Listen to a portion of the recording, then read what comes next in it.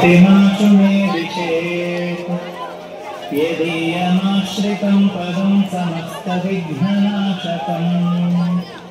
स विष्णुरात्मसत्पदे सुभक्तिमाशु मे विचेत् यदीयमाश्रितं पदं समस्तदुःखनाशकम् स विष्णुरात्मसत्पदे सुभक्तिमाशु मे विचेत् यदीयमाश्रितं पदं समस्तपुण्यदायकम् स विष्णुरात्मसत्पदे सुभक्तिमाशु मे विचेत् यदीयमाश्रितं पदं समस्तसौख्यदायकम्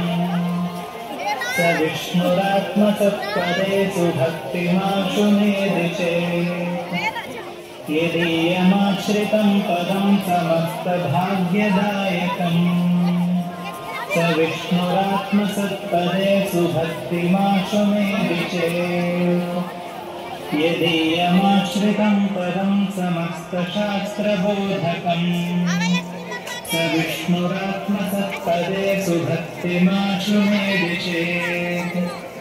यदीयमाश्रितं पदं समस्तकर्मसिद्धिदम् स विष्णुरात्मसत्पदे सुभक्तिमाशु मे विचेत् यदीयमाश्रितं पदं समस्तदेवतोषदम् स विष्णुरात्मसत्पदे सुभक्तिमाशु मे विचेत् यदीयमाश्रितं पदं समस्तसिद्धिमुक्तिदम् स विष्णुरात्मसत्पदे सुभक्तिमाशु मे विचेत् यतः सत्यात्मपदभागभवद्विष्णुपादभात् तदुक्तपरभाग्यस्तु स भवेद्विष्णुपादभात्